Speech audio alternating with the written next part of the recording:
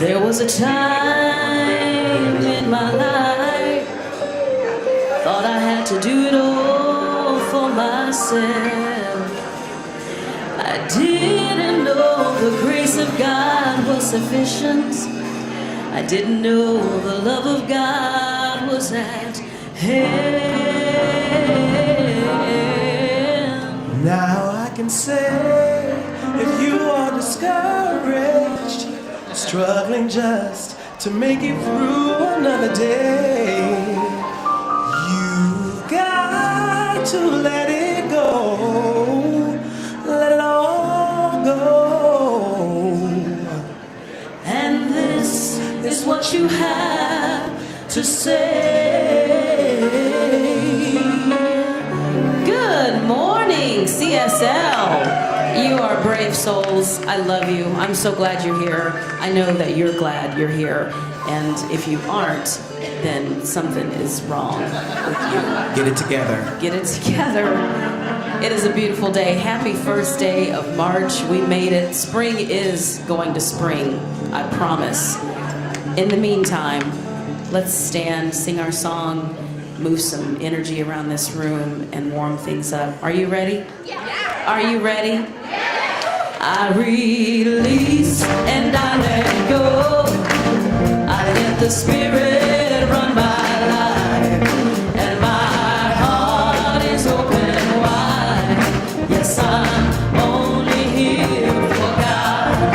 No more struggle, no more strife. With my faith I see the light. I am free in the Spirit. Yes, I'm only here for God. I release and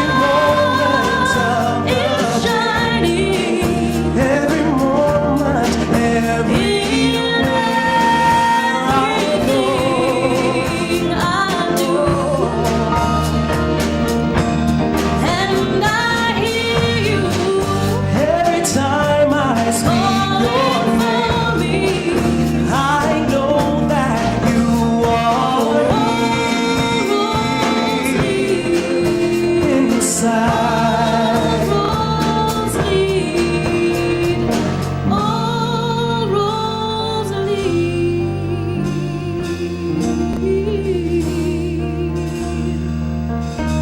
So count the hilltops, count the towns as we're crossing over. See no, hear no, speak no sound on this golden flight.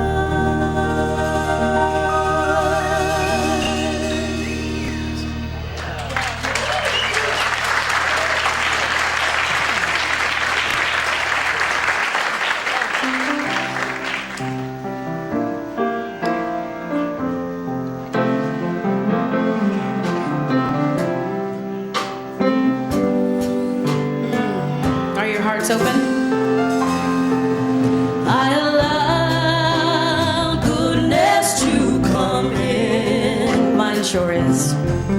I am ready to receive. I allow goodness to come in. I believe, I believe, I believe.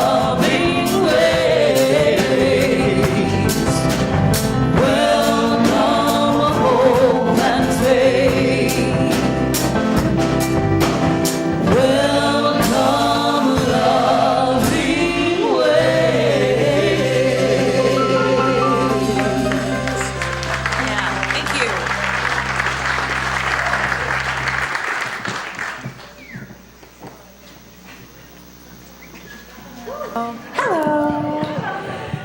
My name is Jamie. I'm here to preside over you today. Oh, I love that. That's nice. More of that. No. So sometimes struggle with our word of the week, if you will, because I always feel like I need some fancy quote or I need to give someone else's perspective when really I can just give you mine. I love spiritual growth. And this time of the year for me, it just ignites. Like the coming of the spring, I just get fired up about growing and changing and learning something new. 3 things. Dominican Republic happened to me. It was a life-changing event. I called my husband 3 days in and I said, I'm coming back a new woman. You're not going to believe some of the junk I let go of while I was there. 2, the movie Whiplash. If you have not seen it, holy mother, it's amazing. I can't stop talking about it. I'm sorry, honey. I love this film.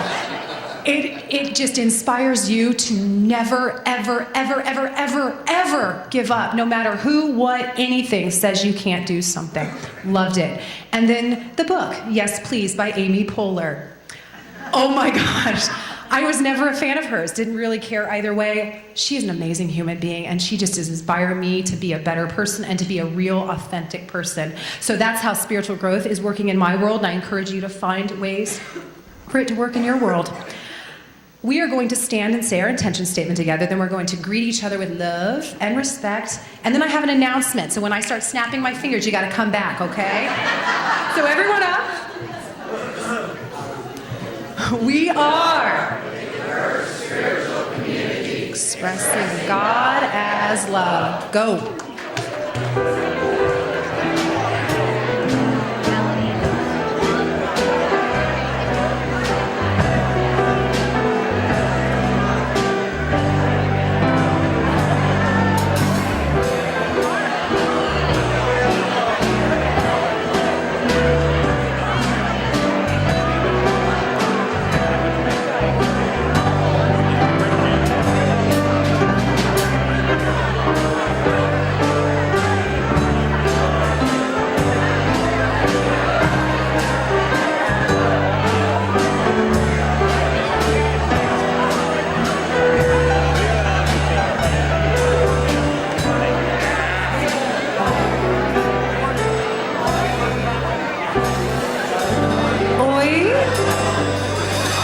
Step. Okay, that's the microphone, okay? Sound good? Just one announcement. It's something awesome. I know, right? Oi, oi.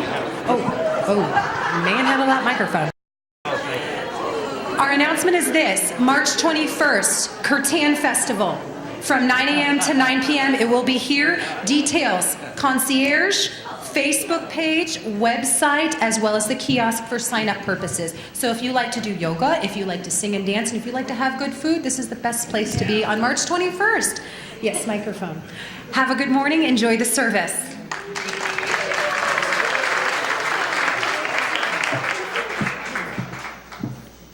I thought she was going to stay and sing with me. No, not this week. Okay. I'll take Lee. He'll do, I mean. In a pinch. All right. Well, something new for you.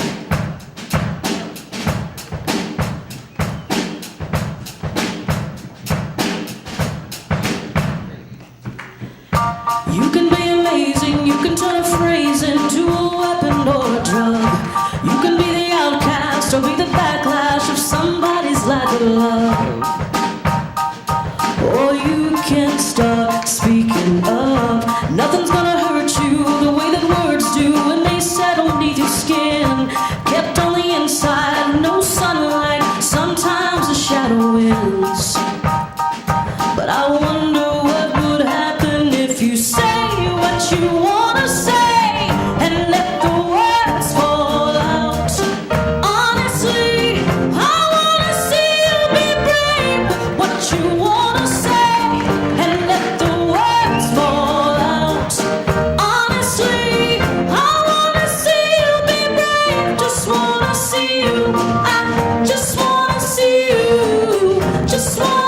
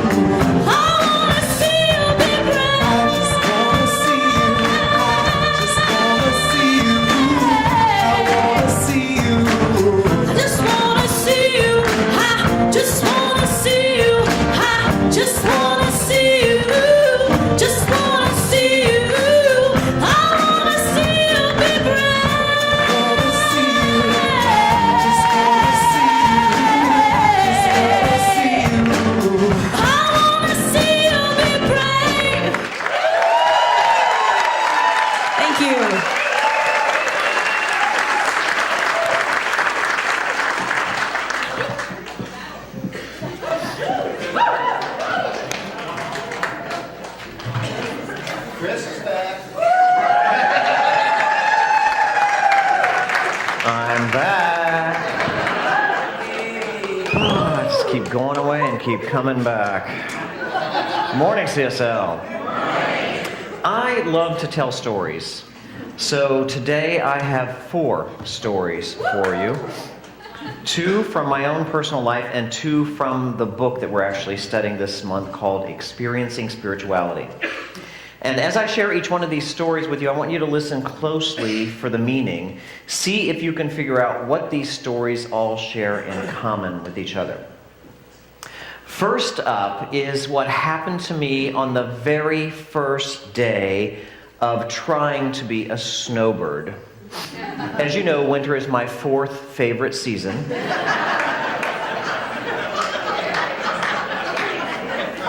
I don't hate it, it's just my 4th favorite. And so, to avoid it, I've been trying to escape to Florida. Didn't do so well this year. But when I was there at the beginning of January, I got all settled into the condo that I'm staying in. I decided to spend my first day at the pool because, well, it's 80 degrees and gorgeous.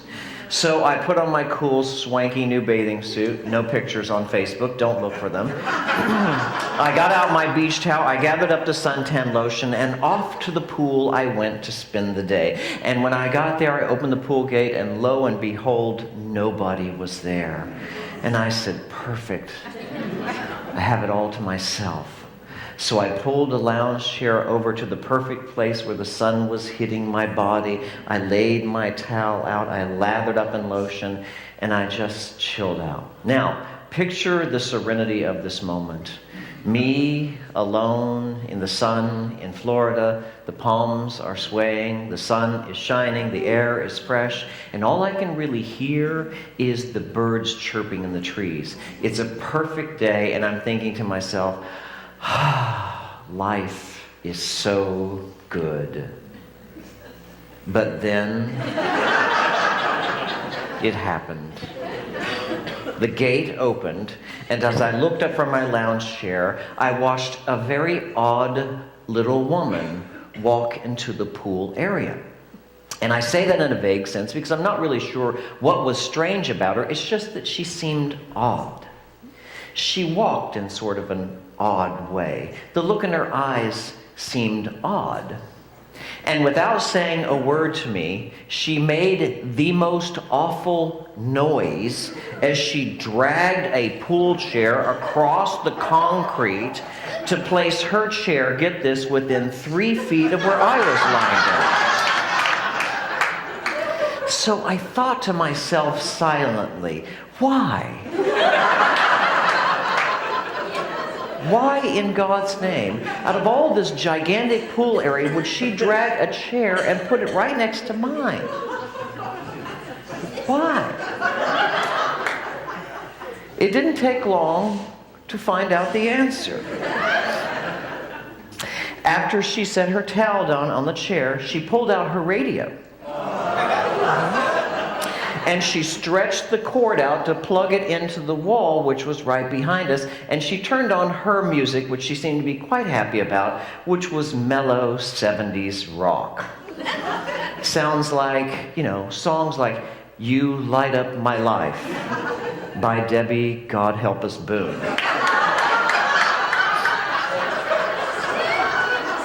And feelings, woe feelings. And all the time I'm astonished at the audacity of this odd little woman who seemed to have no awareness at all of anybody's needs but her own, and certainly not mine. And I'm thinking to myself, have you not heard of earphones? Why do I have to endure a fate worse than hell? Debbie Boone. Surely I must have done something to offend the gods. But wait, there's more. After the radio was set up and tuned into 70s rock, she dragged over a table. You can't make this stuff up. She dragged over a table and she put it next to her chair. And do you know what was on that table? An ashtray.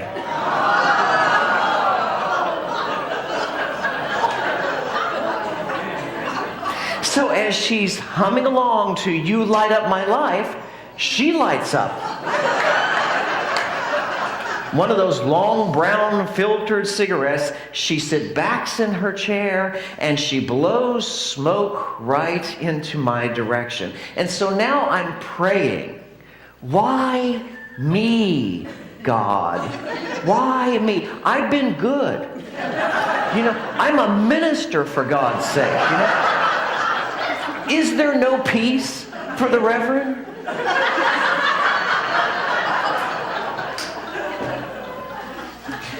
So how do you think I responded to this dear, odd little woman? What do you think I said to this rude, strange person? Well, I'll tell you exactly what I said in a minute. Next story. Story number 2 from the book. As it says, in a time before time when the world was young, 2 brothers shared a field and a mill. And at the end of every day, they divided up the grain that they had ground together in equal portions going to each brother. Now, one of the brothers lived alone, but the other one had a wife and a large family. And one day the single brother thought to himself, you know, it just doesn't seem fair or right that we divide up our grain evenly. You know, I've only got myself to care for, but my brother, well, he has children and a wife to care for. So secretly, every single night, he would go to his brother's grain box and he would put more in. But then one day, the married brother started thinking to himself kind of the same thing, you know. It just doesn't seem fair that we divide the grain up evenly. I have children who will care for me when I get old, but my brother has none. Who will care for him? And so he does the same thing. Every night, he secretly took some of the grain out of his own box and he puts it in his brother's. This went on for a long time. And then one night, they ran into each other and suddenly realized what each of them had done and embraced and laughed. And it is said that on that night, from heaven above, God witnessed their acts of brotherly love and compassion and self-sacrifice and proclaimed the ground that they walked on as a holy place. Story number 3. I have a niece named Denise. Odd, isn't it? It's not really a very pretty story. My niece has struggled with addiction her almost entire adult life. In and out of rehab, in and out of jail. She's currently in jail in Texas for breaking parole, not passing a drug test. Now, the last time that she was clean was about 2 years ago. And she called me up for help. And she said she needed money to buy a car so that she could get a job. So I gave her money to help buy a car, which a few months later she sold and used the money to buy meth. So about 4 weeks ago, I received a private message on Facebook from my niece pleading for money and giving me the sad story about how she doesn't have enough money to eat, no food. Now, if you have ever dealt with a family member or a loved one with addiction, I want you to listen very closely to my reply to her Facebook message. I will read it to you verbatim. This is what I said. Denise, it's really good to hear from you. I'm sorry you're having so much trouble in your life right now. The path you've chosen for yourself is a rough one. I love you, honey. And I trust that one day you will love yourself enough to stop using. When you have 1 year clean and sober, contact me again. I would love to help you in any way possible. Love, Uncle Chris. Story number 4 comes from our book, Experiencing Spirituality. They say that when the student is ready, the teacher appears. Well, such was the case with one devotee. He had studied with many years with a great spiritual master, and on the day that he was kneeling in a ceremony to be inducted into the inner circle of the master's discipleship, the master whispered a sacred and secret mantra into his ear, warning him not to share it or tell it to anyone. And the curious student couldn't help himself. He says, well, what will happen if I do? And the master said, be forewarned. If you do, anyone whom you reveal the sacred mantra to will be instantly liberated of all suffering and bondage in their lives, but you yourself will be excluded and suffer damnation. As soon as the ceremony was over, the student couldn't wait to get out of there. He rushed out into the marketplace. He collected a huge crowd of people, and he repeated the sacred mantra to everybody around. Well, when the other disciples saw what he did, they ran back to the master, demanding that he be expelled from the monastery. But the master smiled and said, he has no need of what I can teach him anymore. He has become a master himself. So have you figured out what all these stories share in common? They are all about how to practice spirituality, to put it into practice in our human lives where the rubber hits the road. You know, a lot of people today claim to be spiritual. They say, I'm not religious, I'm spiritual. Spirituality isn't about arguing over doctrine or fighting over whose interpretation of the Bible is right and whose is wrong. It's certainly not about killing people in holy wars and jihad. It is about loving people and showing as much kindness as you can muster. Spirituality is an attempt to see beyond the experience in front of you, and sometimes to just downright ignore how the other person's acting in that moment. To practice seeing who they are, really, not what they're doing, as was the case for me with the odd woman in my first story. As I laid there on my lounge chair, watching her be so self-absorbed, completely unaware of anybody else's needs, it occurred to me that I had chosen something to be my spiritual practice for that year. Do you know what I chose to be my spiritual practice this entire year? Kindness. Kindness. And I thought to myself, as she's blowing smoke in my face, what kind thing can I say to her? And I role-played it in my mind. Do you ever do that? You've got something to say to somebody, so you start role-playing into your mind. What would I say? So I thought to myself, well, I could say, thank God I'm practicing kindness this year, lady. Otherwise, I'd tell you how obnoxious and rude you are. Thank God I'm being so kind. But then I thought, well, that wouldn't be kind, so I can't say that.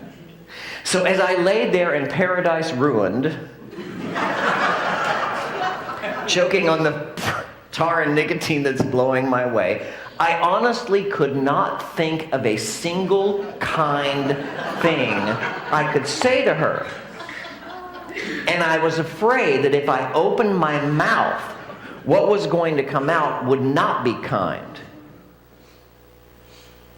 So to honor my spiritual practice of kindness, I said nothing. I picked up my lounge chair and I moved to another place on the other side of the pool. So the moral of the story is, sometimes practicing spirituality isn't in what you say, It's in what you don't say. Sometimes the most benevolent act is to not act at all.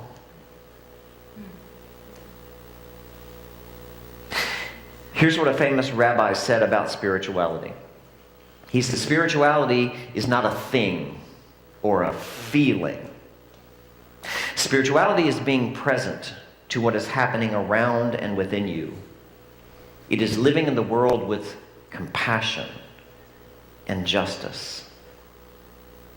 Spirituality is just about being present, having an attentive mind and an open heart that's considerate of other people's feelings, as in the case of story 2, between the two brothers whose selfless act that God witnessed and proclaimed, this is a holy place. Let me tell you something. A holy place is wherever love and wherever generosity is being practiced. That is holy ground. God is present in your life and in this world every single time you love. And I don't care whether you're loving your cat or your dog or your family or a friend. God is present. God is present in its totality, in all its energy and power, every single time you laugh, whether you're laughing at a dirty joke or you're just laughing at yourself. All places are holy and sacred. God is present everywhere you go and in everything you do.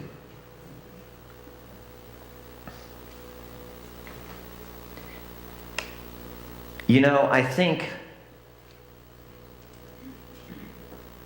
the hardest thing that we have to endure in human life is watching somebody we love suffer. I hate it. It breaks my heart. But it calls on me to remember that my loved ones are not in my care. They are in God's care. I am not responsible for their choices, and I am not responsible for making sure they do well in this life. But let me tell you something. When I see someone like my niece struggle so much on the path that she has chosen, I want to jump in and fix it. I really do. I want to do something to prevent that suffering. I just want to shake her sometimes and say, make a different choice for God's sakes. But then I remember the healthy thing to do is to model functional behavior. It is to honor my own commitment to practice self-love by setting a boundary. So as hard as it was for me to tell my niece I wouldn't help her until she helped herself, I knew it was the only thing I could do that would empower her to change. You see, spirituality is not about insisting that your way is right. It's not about telling other people what you think they should be doing. It is living by example. And it is practicing the spiritual principles that we all say we believe in. Every single week I come here, you stand up and you say the same thing. We are a diverse spiritual community expressing God as love. So every week, I want you to ask yourself when you leave here, how am I expressing God as love? Where can I be more kind? How can I be more loving? Who needs my compassion more than they need my opinion? The same rabbi that I quoted earlier was making a presentation one day in a workshop on spirituality. And a woman stood up and she said, I don't need all these spiritual practices because I feel spiritual all the time. And the rabbi looked at her for a moment and he said, great. That's just great. The next time you have the urge to be spiritual, take a cold shower, then dry off and go do something kind for someone. Just like the devotee in story number 4, who knew the greatest act of spirituality, the greatest act, the highest sign of spiritual maturity is to live and to be in service to others. As a spiritual being, having a human experience, your challenge is to find ways every single day, not just to serve your own needs, not just to get what you want out of life, but to serve the greater good of all. And that, my friends, is not religion. That is spirituality. And so ends the lesson.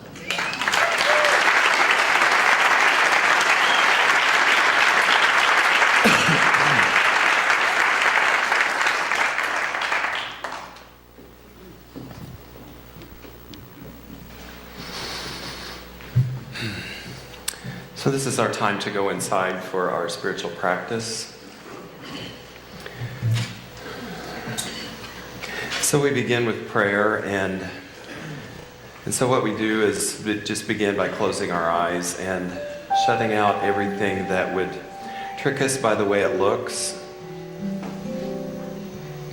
by the conditions and the circumstances that surround us and that may not look ideal. And so what we do is begin by becoming aware of the power and the presence that surrounds us and is always with us. We remember that we're told that this presence is above us and below us, in front of us and behind us. It is within us and within everyone that we see. And we also allow it to be in every circumstance that we have in our life. We go into that circumstance knowing that God is there and that we are having an experience of God in everything that we do and everything that we say and everything that we see. So we give thanks that we are loved so deeply and so passionately by our Creator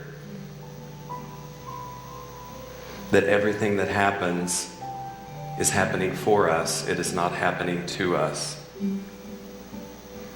That we can learn from anything, that we can take something from every experience and every circumstance that will change us, that will support our spiritual evolution. And so we give thanks for this presence that supports us in doing that, in tapping into a potential that says that we are something more than we ever imagined we could be, that we can express more than we ever thought we could experience, and express more than we ever thought could come through us. And so we give thanks that we are that, and so much more than we ever thought we could be. And together we say, and so it is.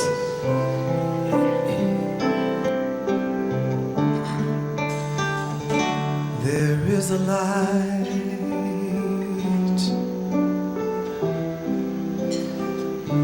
a light that guides you through the storm. There is a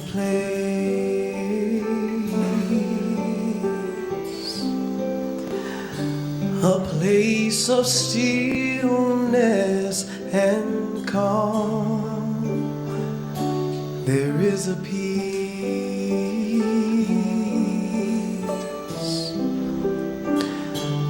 peace that lives beneath the waves, beneath the sorrow and the joy. There is a stillness and grace.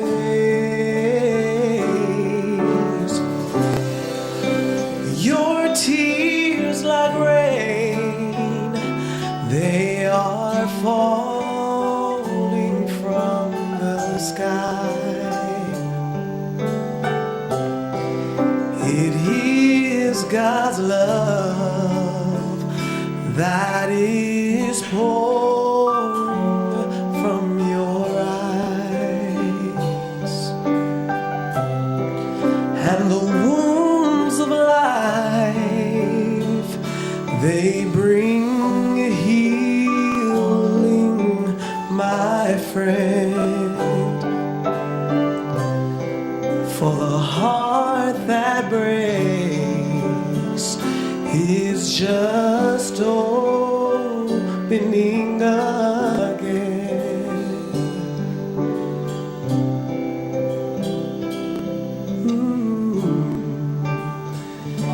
There is a light.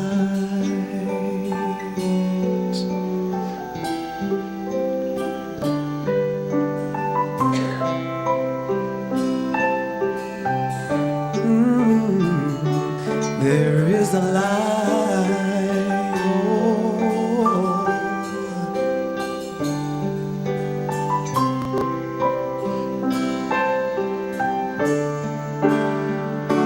There is a light.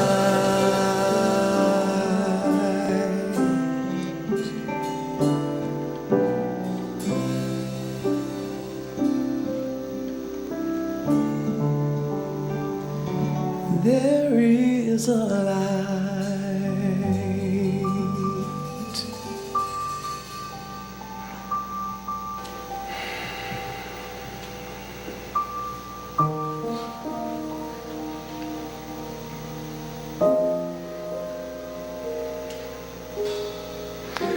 And so as we begin our spiritual practice of meditation, just invite you to do what we did at 9 o'clock. To just begin by taking a breath.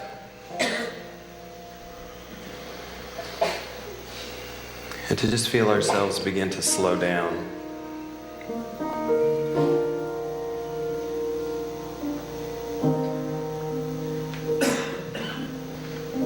And to just notice that when you slow down, how obvious it is that how much everyone else may be in a hurry.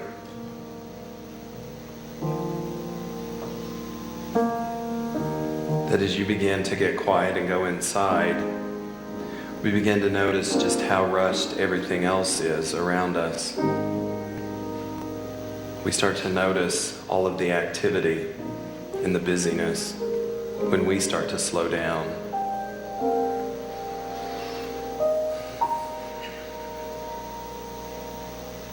And so we begin to go into that place of deep listening, to deep quiet, where a voice that is wiser and smarter and more all-knowing than we are has a chance to speak to us. And so we do that by breathing and beginning to feel that breath take us inside.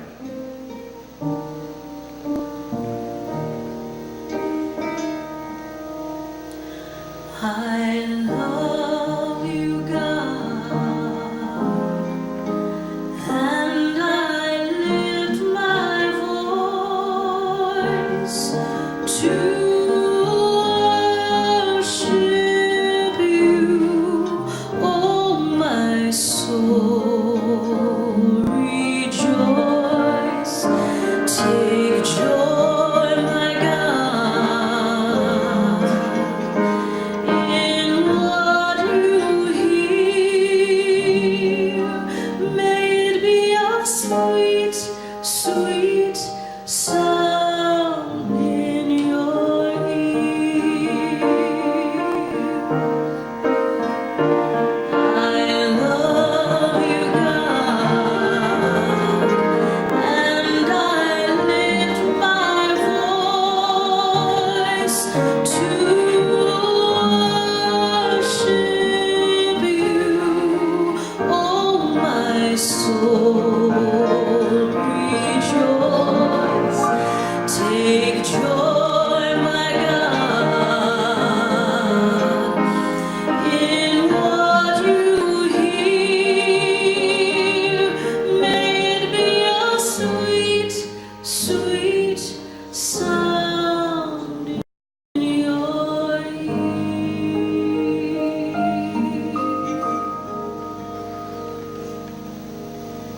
And so we remember that we are not singing to something outside of us. That we're singing from something that is already within us.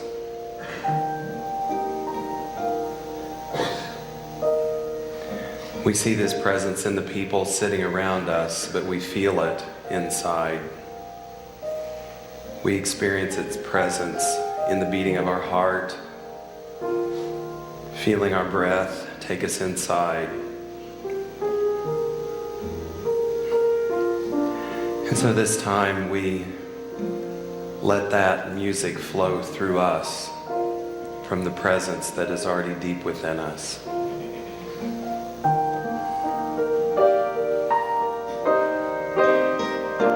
I love you, God, and I lift my voice to worship you. Oh, my soul, rejoice. Take joy, my God, in what you hear. May it be a sweet, sweet sound in your ear. And we sing together. I love you, God, and I lift my voice to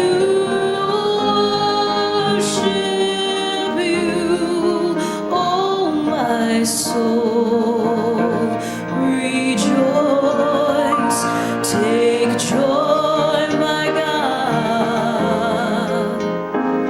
in what you hear. May it be a sweet, sweet sound in your ear.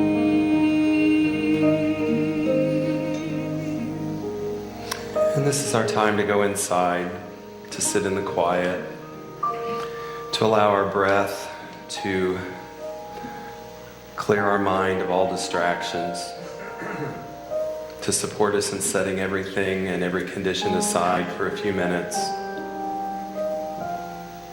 to feel the beating of our heart,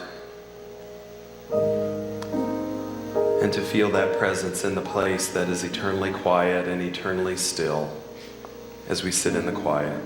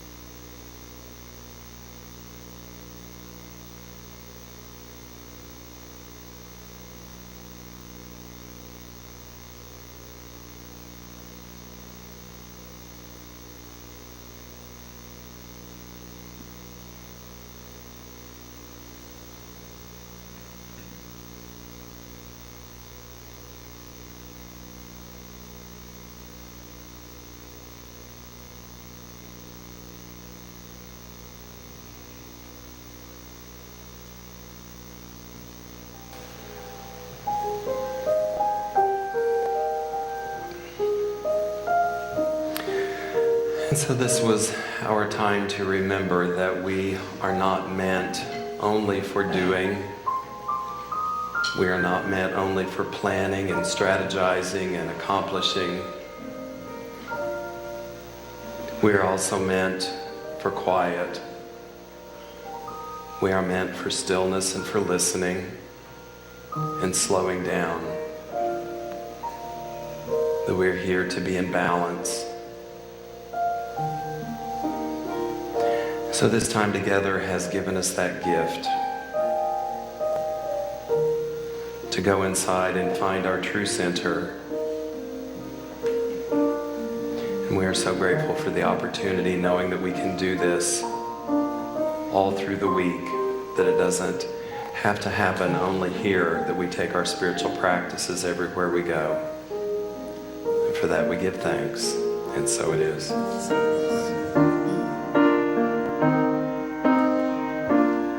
I love you, God, and I lift my voice to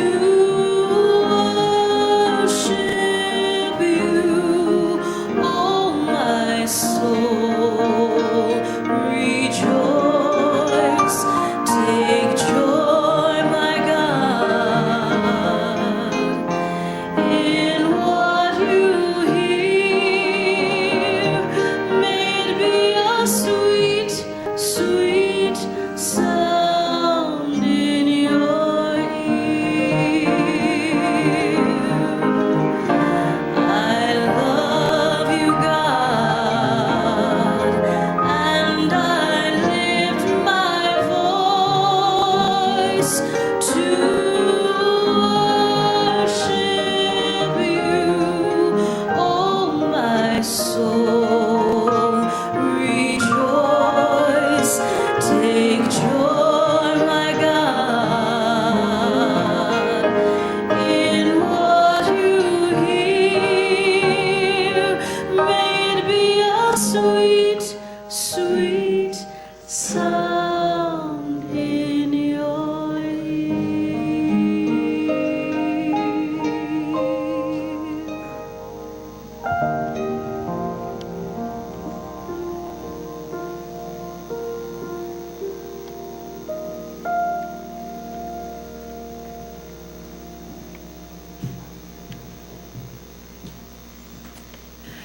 Every week, someone's up here telling you about the prayer cards, the practitioners, and the hotline during the week. And those are all great. They'll still be available to you. Here's a couple of reminders.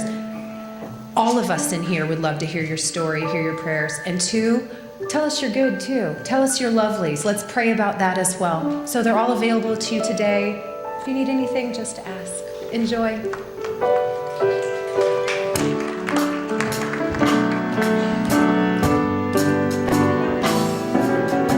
I used to think God was the sun, God is the sun, but God's so much more than the earth and the stars or all of creation. God is creator, all in all, leading us to shine His light as me, as you. So use me, oh God, I stand for you, and here I'll abide as you show me all that I must do.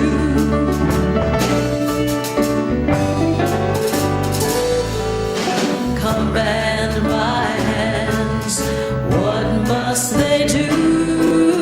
Command my life, it's here for you. God is the love that heals all creation.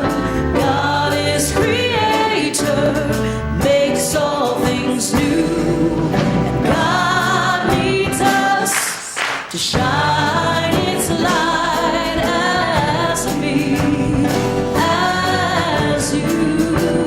So use me, oh God, I stand for you, and here I'll abide as you show me all that I must do. God needs us to shine its light, and God needs us to shine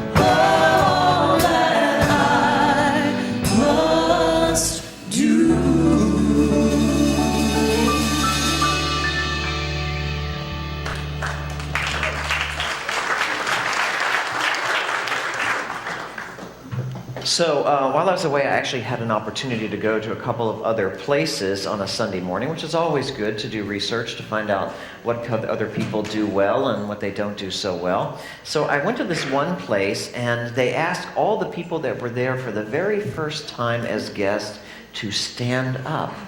And then, after they were standing, they had a microphone that they brought over. Now, see, you know how wrong that is. You know how wrong that is. So, if you are a guest and you are here for the very first time, fear not. There will be no microphone shoved in your face. We don't do any of that. We just sort of show you who we are. This is who we are. This is what we believe. This is what we do. And we trust that you will find your right spiritual home. There are as many paths to God as there are people on the planet at any given moment. So this is CSL. We trust that you will find this your spiritual home. And if you don't, we're cool with that. Find a place where you can honor that which is seeking to be more inside of you. If you'd like more information about us, you can easily get that at the concierge desk. There's more information in a CD. I was speaking to Reverend Mike by phone a few weeks ago, and I said, you know, one of the things that I would love for every single person that comes at CSL to know about and to have active faith in doing is prayer. I believe that prayer is the thing that changes everything. Emerson says there's a power that sweeps and circles round us, seeking to take the impression of our thought. And so I happen to believe that prayer is the best thing, the most unique thing, and the most powerful tool that you can use to change everything about your life. So I want everybody at CSL to be activating and using prayer in their lives. And so what I decided to do after talking with him is to create a class called The Power of Prayer. And we've had requests for classes to be taken during the day as well as night, because there's some people who just don't like to drive at night after it's dark. So I created this class called The Power of Prayer. It will examine the statistical scientific information about the effectiveness of prayer, as well as over the 4-week period teach you how to pray in a more effective manner. So it is tuition free. It doesn't cost you a thing. There will not be a collection taken. It is just our gift to you to help you activate the spirituality that we believe in on a Sunday morning. So it will take place starting, I will be teaching it this Tuesday morning at 10 a.m. if you'd like to come, or if you prefer at 7 p.m. Same class, The Power of Prayer. One of the things that I love so much about CSL is our children and welcoming them back to our family. So would you stand and help me sing that wonderful song that welcomes them home?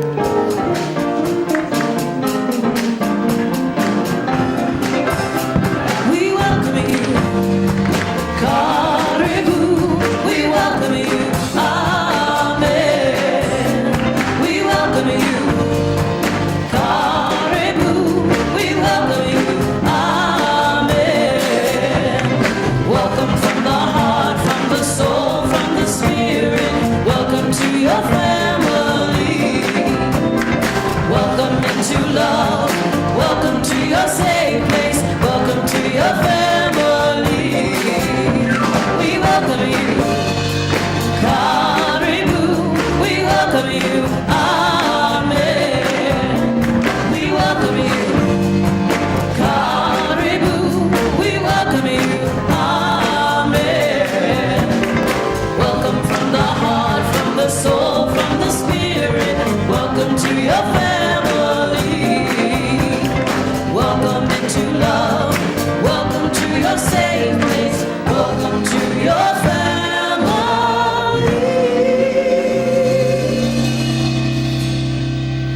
We like to leave an imprint on your mind as well as these children's mind before you leave. The final thought that we want to impress upon you for your whole week. We want you to know this truth and remember it. Will you say it with me? I am a perfect expression of God, entitled to a life of love and joy. I will see you next Sunday.